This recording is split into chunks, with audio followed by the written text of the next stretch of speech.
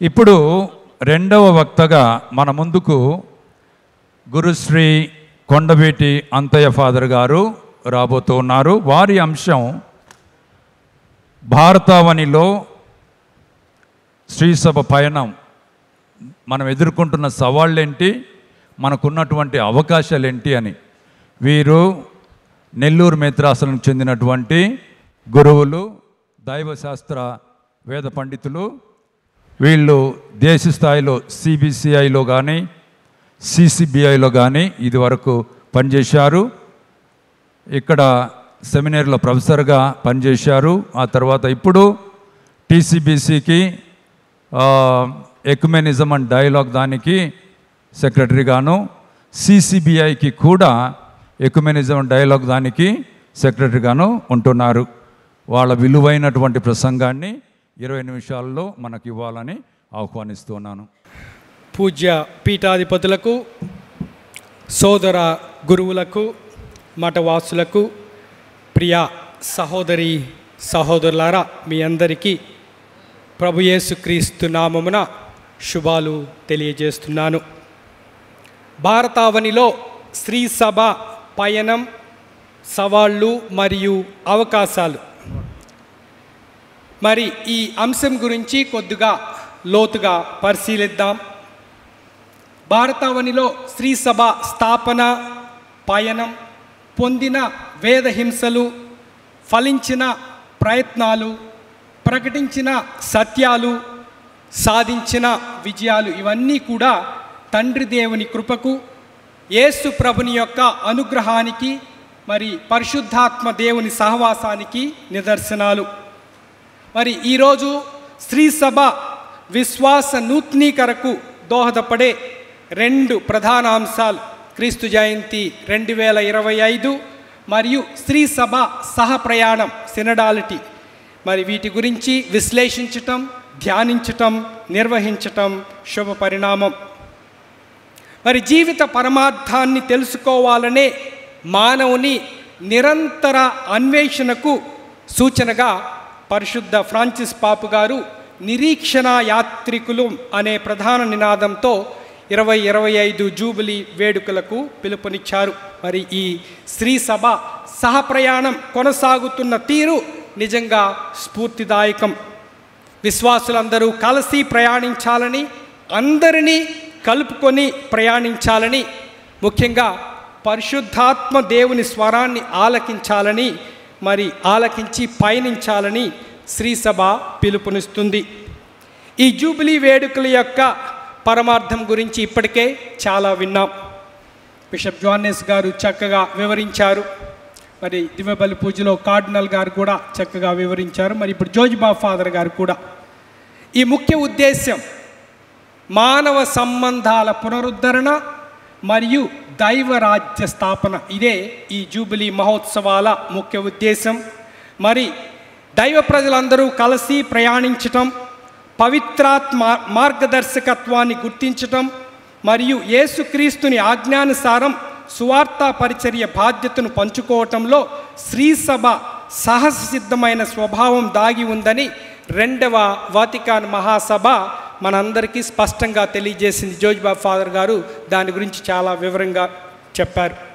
మరి నేటి భారతావని శ్రీసభ యొక్క ముఖ చిత్రాన్ని ఒక్కసారి పరిశీలిస్తే, ఆసియా ఖండంలో అతి పెద్ద కథోలిక శ్రీసభ ఫిలిప్పీన్స్ దేశం.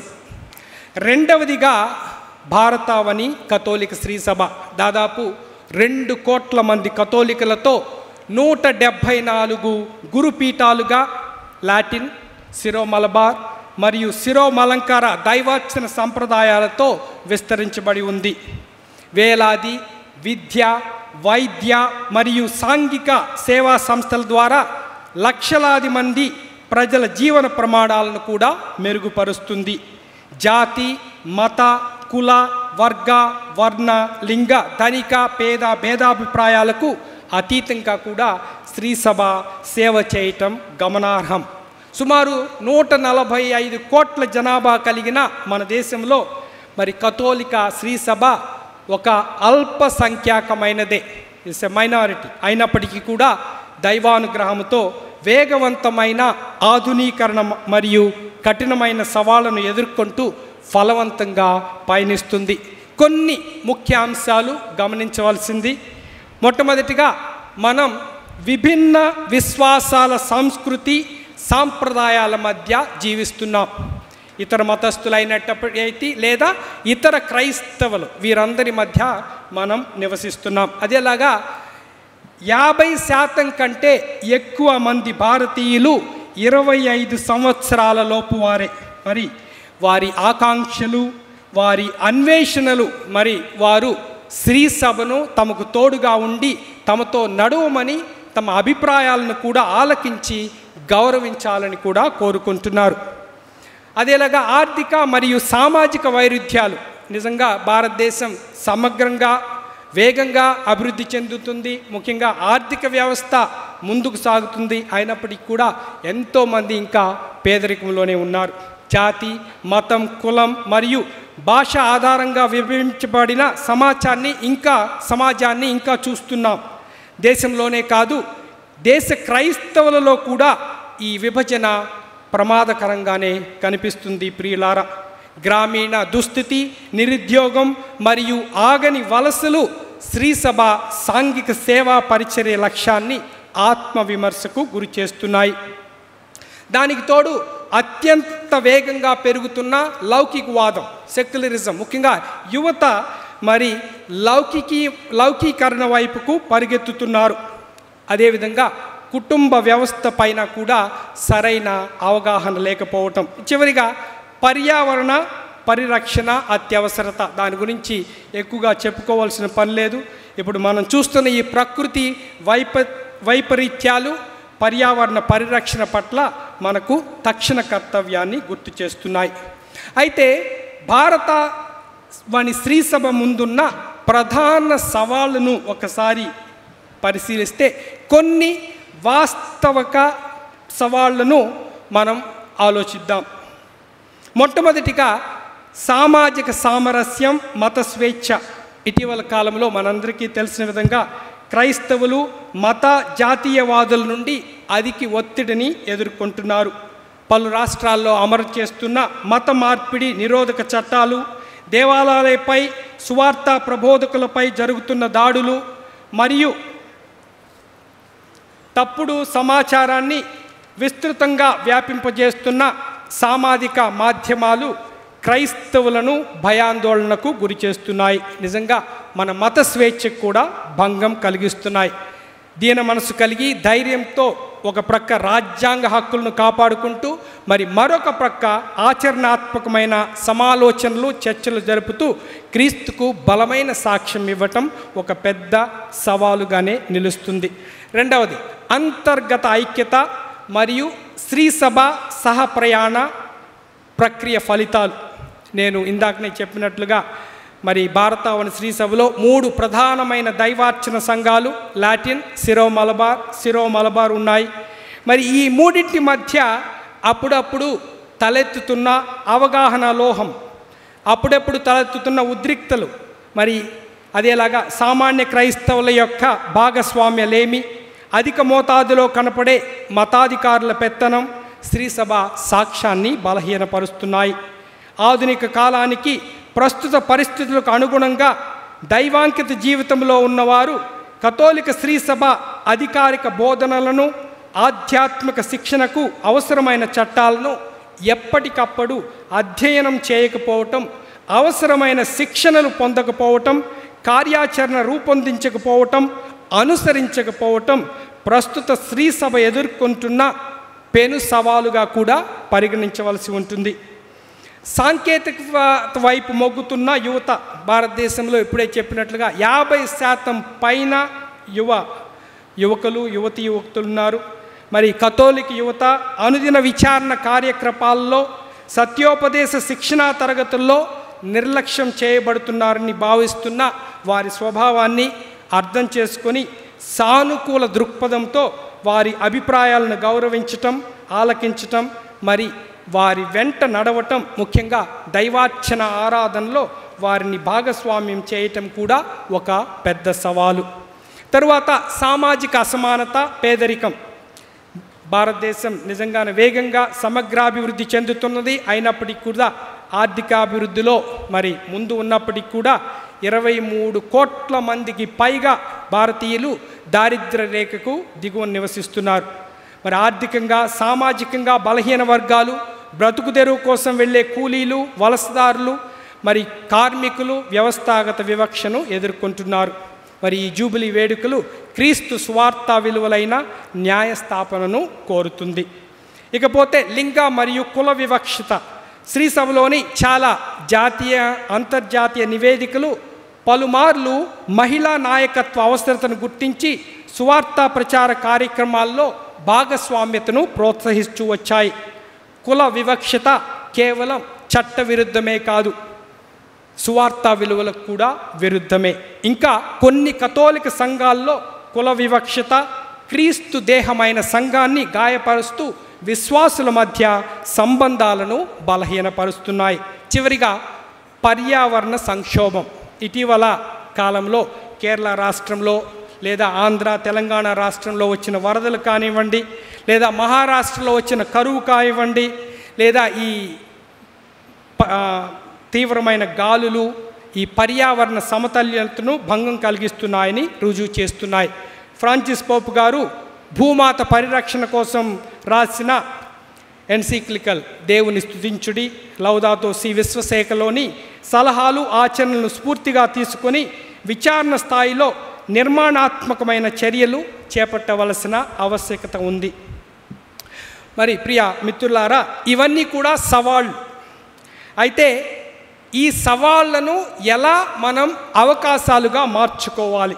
నిరీక్షణ యాత్రాగమన జూబిలీ స్త్రీ సభ చేరువకు అవకాశాలు. మరి స్త్రీ సభ ఎదుర్కొంటున్న సమస్యలను సవాళ్లను మరి ఎలా మనం నిజంగా అవకాశాలుగా మార్చుకోవాలి అని ఒకసారి పరిశీలిస్తే, మొదటిగా నిర్మాణాత్మకమైన సంప్రదింపులు, చర్చలు, సేవా స్ఫూర్తితో సువార్తా పరిచర్య. భారతావని స్త్రీ సభకు విద్య, వైద్య, సాంఘిక సేవా కార్యక్రమాల ద్వారా దేశ పౌరులకు సుదీర్ఘ సేవ చేసిన చరిత్ర ఉంది. జాతి, మత, కుల భేదాలు లేకుండా సువార్త విలువలైన సేవా ప్రేమను పంచిన ఘనత మన స్త్రీ సభది. మరి ఈ జూబిలీ వేడుకలు స్త్రీ సభ రెట్టింపు ఉత్సాహంతో దేశ నిర్మాణంలో భాగస్వామ్యం అవ్వాలని పిలుపునిస్తుంది. సువార్త పరిచర్యకు, ప్రేమ సేవకు మించిన ఫలవంతమైన మార్గాలు లేవని గుర్తించాలి. మత మార్పిడులు లేదా మారు మనసు పొందటం, అవి రెండు కూడా పవిత్రాత్మ ప్రభుని కార్యములు. రెండవదిగా మౌలిక సంఘాల బలోపేతం. భారతావని స్త్రీ సభలో 1,00,000 కంటే ఎక్కువ స్థానిక మౌలిక సంఘాలు ఉన్నాయి. ఈ ఇరుగు పొరుగు మౌలిక సంఘాలు తరచుగా సమావేశమవటం, ప్రార్థించటం, పరిశుద్ధ గ్రంథ పారాయణం, ధ్యానించటం, పరస్పర చేయూతను అందించుకోవటం మరియు అవసరతలో ఉన్న వారికి సహాయం చేయటం మనం గమనించగలం. మరి ఈ స్త్రీ సభ సహ ప్రయాణంకు నిలువెత్తు నిదర్శనాలు ఈ చిన్న చిన్న స్థానిక మౌలిక సంఘాలు. మూడవదిగా గృహస్థ క్రైస్తవులను బలోపేతం చేయటం. గృహస్థ క్రైస్తవులు ఇప్పటికే చాలా విద్య, వైద్య, సాంఘిక సేవల సంస్థలకు నాయకత్వం వహిస్తూ ఫలవంతంగా నడిపిస్తున్నారు. మరి ఈ జూబిలీ వేడుకలు ప్రతిభావంతులైన గృహస్థ క్రైస్తవుల భాగస్వామ్యాన్ని మరింత ఎక్కువగా విచారణ స్థాయి నుండి మేత్రాసన స్థాయి వరకు వారి సేవలను నిర్ణయాత్మక అధికారంలో ఉపయోగించుకోమని కూడా మనల్ని పిలుస్తున్నాయి. నాలుగవది, సువార్త పరిచర్యలో యువత సాంకేతికత వినియోగం. భారతావనిలో దాదాపు 60 కోట్లకు మంది ఎక్కువగా స్మార్ట్ ఫోన్లు వాడుతున్నారు. మరి కథోలిక యువత ఈ జూబిలీ వేడుకల స్ఫూర్తితో అందుబాటులో ఉన్న సాంకేతికను అందిపుచ్చుకొని క్రైస్తవ విశ్వాసకు, సువార్త పరిచర్యకు ఉపయోగపడే రీల్స్ కానీ, పాడ్కాస్ట్ కానీ లేదా సత్యోపదేశ పాఠ్యాంశాలను కూడా రూపొందించుకోవచ్చు. ఐదవదిగా క్రైస్తవ సమైక్యత, మతాంతర సహకారం. మన భారతావనిలో బహుళ మత సంస్కృతి భాగస్వామ్యానికి అంతులేని అవకాశాలు కల్పిస్తుంది. పర్యావరణ పరిరక్షణ కోసం అయితేనేమి, సమగ్ర జీవావరణ సాధన కోసమైతేనేమి, మహిళా సాధికారత కోసమైతేనేమి, విపత్తు నిర్మూలన కోసమైతేనేమి, మరి మతాలన్నీ కలిసి కూడా పనిచేయటం ద్వారా శాంతిని మరియు మత సామరస్యాన్ని కూడా పెంపొందించగలం. అదేలాగా శ్రీ సభ క్రైస్తవ సమైక్య సాధన ద్వారా కూడా ఇంకా బలంగా సువార్త విలువలకు సాక్ష్యం ఇవ్వగలదు. మరి వివిధ క్రైస్తవ సంఘాల మధ్య ఉన్న సవాళ్లను అధిగమించి సమైక్యంగా విశ్వాసాన్ని ప్రకటించినప్పుడు ఆ సంఘాల మధ్య లోతైన సహవాసం ఏర్పడటానికి అవకాశం ఉంది. ఇక చివరిగా సమగ్ర జీవావరణ సాధన కోసం ఉద్యమం. మరి జాతీయంగా గ్రీన్ జూబ్లీ కానీ హరిత జూబ్లీ కానీ అవన్నీ నడుస్తూ ఉన్నాయి.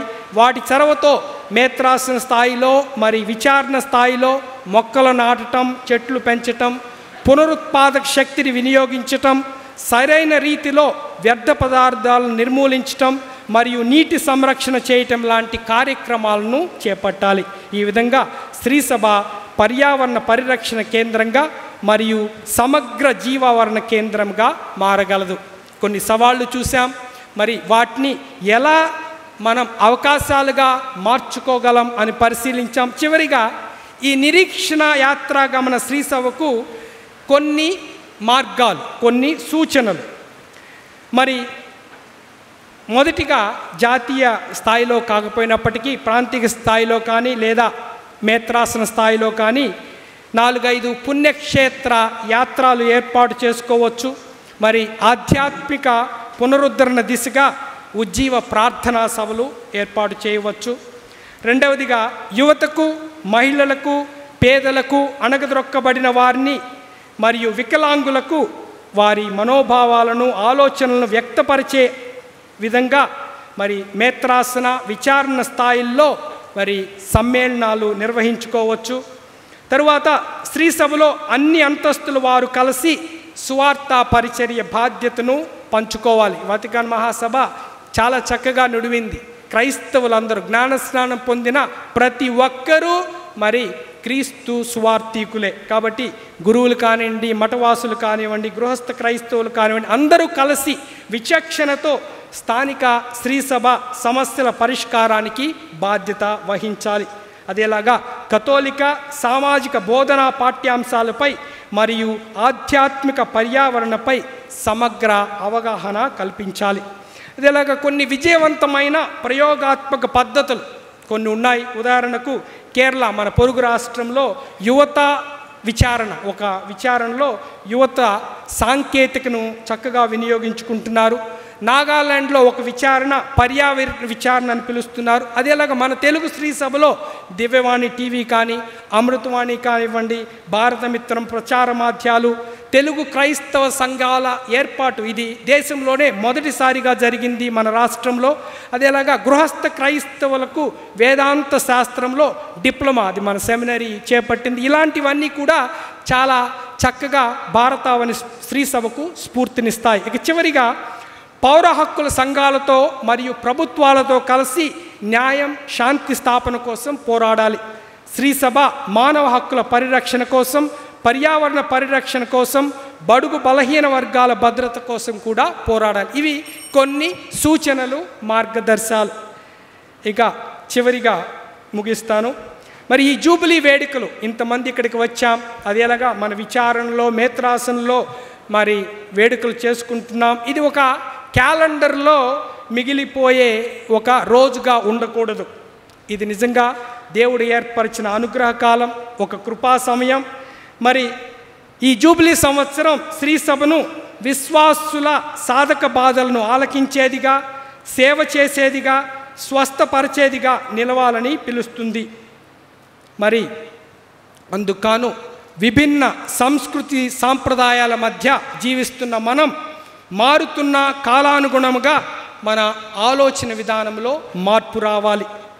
దేవుని వాక్కు ప్రకటించడంలోనూ, క్రైస్తవ విలువలకు సాక్ష్యం ఇవ్వటంలోనూ సంస్కారవంతమైన సంస్కరణలు చేపట్టాలి.